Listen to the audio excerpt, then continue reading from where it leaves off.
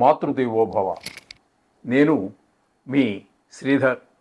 నా నెంబర్ 9295909819.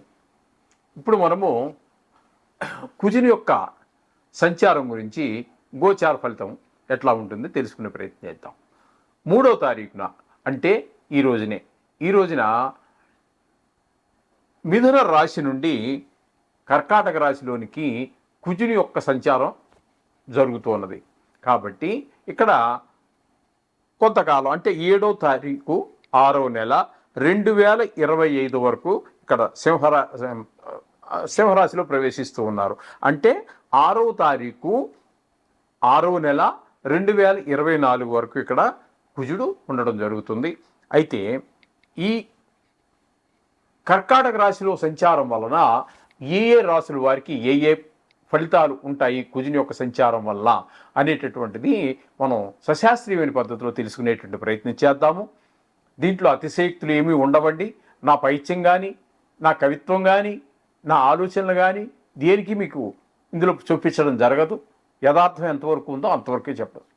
అలా అని చెప్పి మిమ్మల్ని భయభ్రాంతులు చేసేసి డబ్బులు ఖర్చు పెట్టించే ప్రయత్నం ఉండదు. దీనివల్ల శాస్త్రం ఎంతవరకు చెప్పింది అంతవరకు చెప్పడమే జరుగుతుంది. అయితే ఇక్కడ గోచార ఫలితాలు ఎప్పుడు కూడా ఏ విధంగా ఉంటాయి అంటే,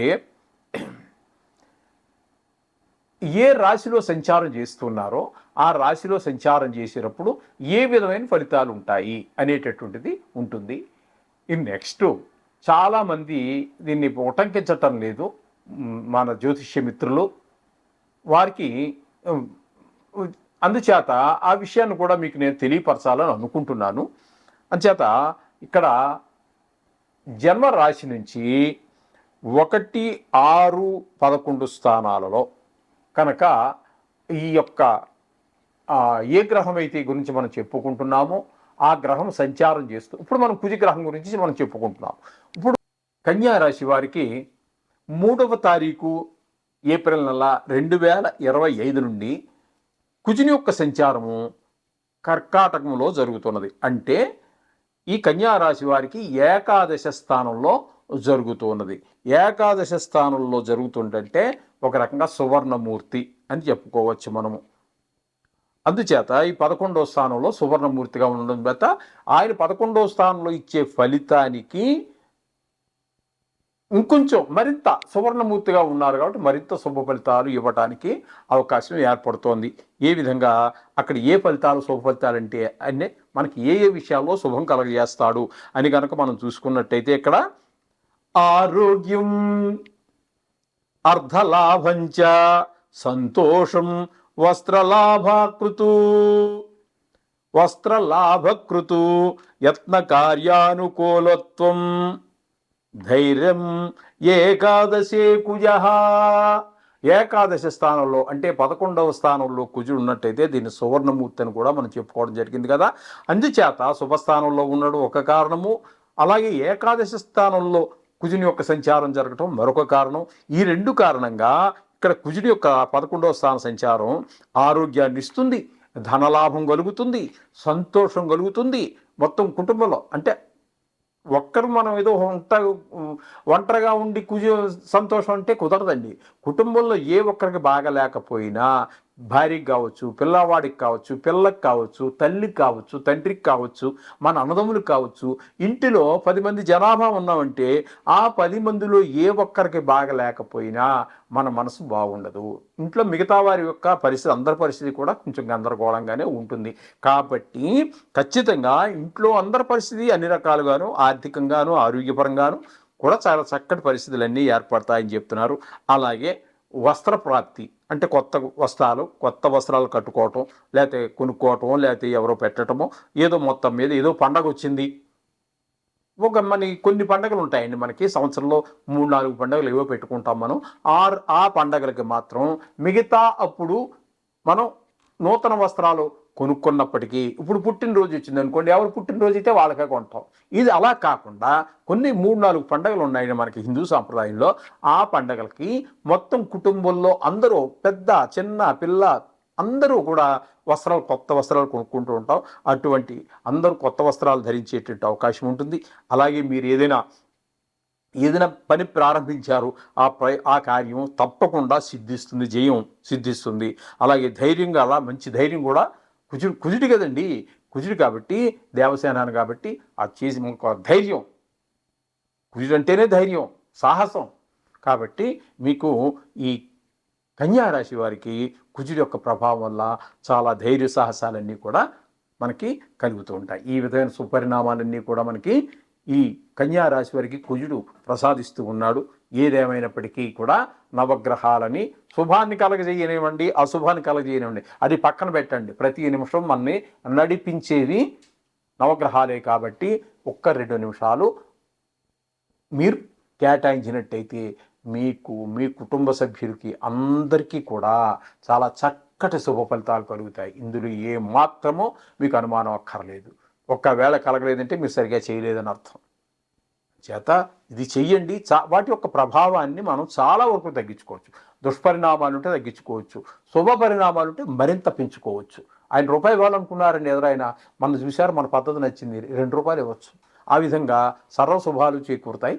నవగ్రహాల గురించి ప్రతిసారి చెప్పుకుంటున్న విషయం. అందుచేత నవగ్రహాల యొక్క మంత్రాలు చదువుకోండి, లేదా తత్సంబంధమైనటువంటి ఏది చేసుకున్నప్పటికీ కూడా చాలా మంచిది, శుభం జరుగుతుంది.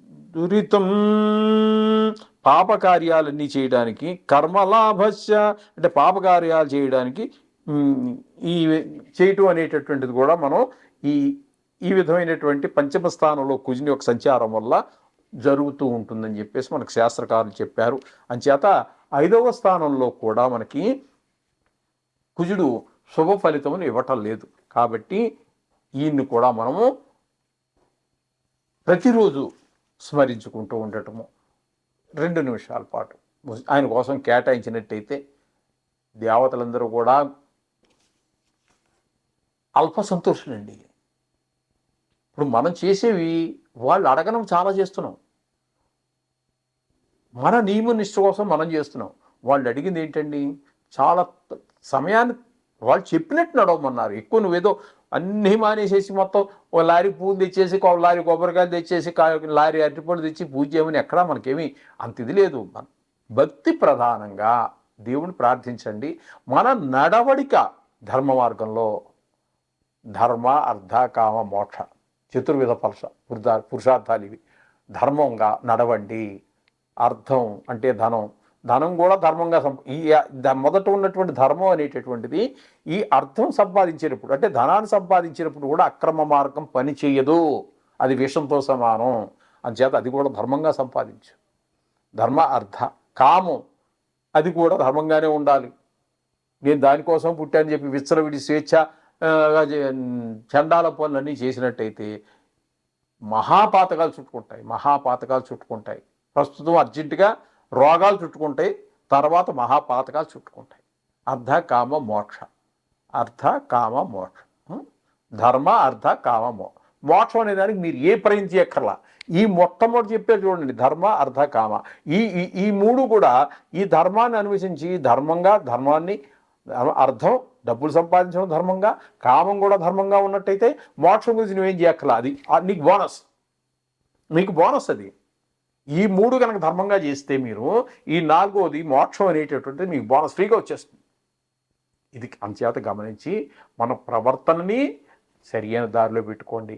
ఎవరి డబ్బుకి ఆశించవద్దు, ఏ అన్యాయానికి పాల్పడవద్దు. మనం పుట్టిందే అందుకు. అసలు భగవంతుడు 64 లక్షల జీవరాశుల్లో మన ఉత్తముడుగా తయారు చేయాలని పుట్టించాడు. కానీ మనం ఆ దేవుడికి సరదా కృతజ్ఞమై ఉండాలి.